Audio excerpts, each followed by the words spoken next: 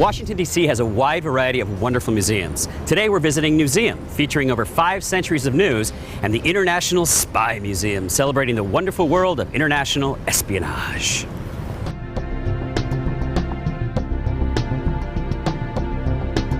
We're one of the only museums, I would venture to say the only museum in the world, who changes an exhibit daily. These are our front pages. They are daily front pages, and they're from all 50 states and a selection of countries around the world. They change every day. What are the highlights that we should definitely check out? Well, you're going to definitely want to check out the Pulitzer Prize photography exhibit. The gallery there features photographs from all the Pulitzer winners, as well as some of the cameras used by the photographers. And it's a great place where you can really dig in and learn about, not just see the photo itself, which is amazing and resonant enough, obviously, having won a Pulitzer, but you can dig in and get the story behind the photograph, get the journalists, the photojournalists' view and understand what was going on, how they were experiencing things.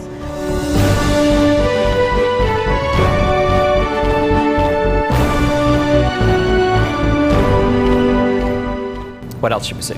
So you want to see the Berlin Wall. We have 8 pieces of the original Berlin Wall here on exhibit in Washington. I don't think anybody alive today in our generation will ever forget the horrible tragedy of 9/11. Absolutely not, and we have a special gallery here dedicated to 9/11 and understanding in particular how and why journalists did what they did on that day. But it also includes some amazing objects, the most iconic of which is surely the communications tower, from the antenna from the top of the tower.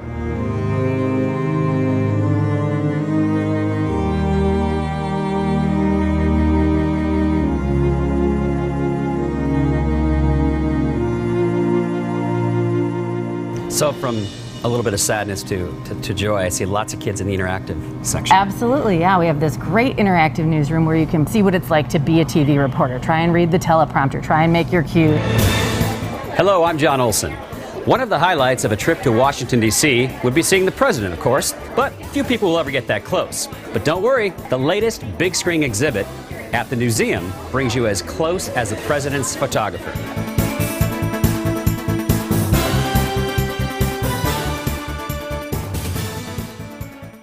The International Spy Museum has the largest collection of spy artifacts of any museum in the world, and it just so happens we have an actual former spy taking us on tour today. Let's go back to what got you into the world of spy and espionage. Well, I went into that world at the height of the Cold War. The Cold War was getting underway, and I was approached by the agency, and we were very concerned about the Soviet Union, communism, all that business, and this is the 50s we're talking about, late 50s. A lot of the stuff you actually used. We're right here in disguise. I've used disguise.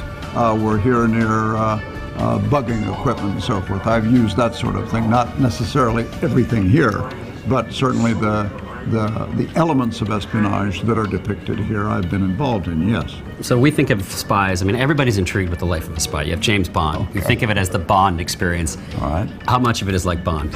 My easy answer is all of it. But of course, that's not quite true, is it? Okay.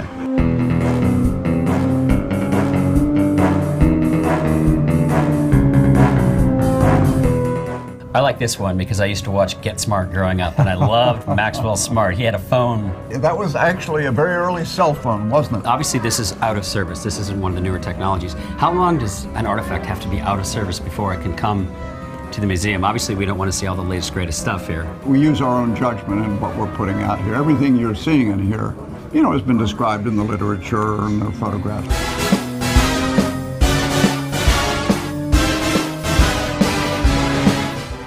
So Peter, I love this one particularly because you actually wore a jacket like this. That's true. What was that like? Okay. This is called the buttonhole camera, okay?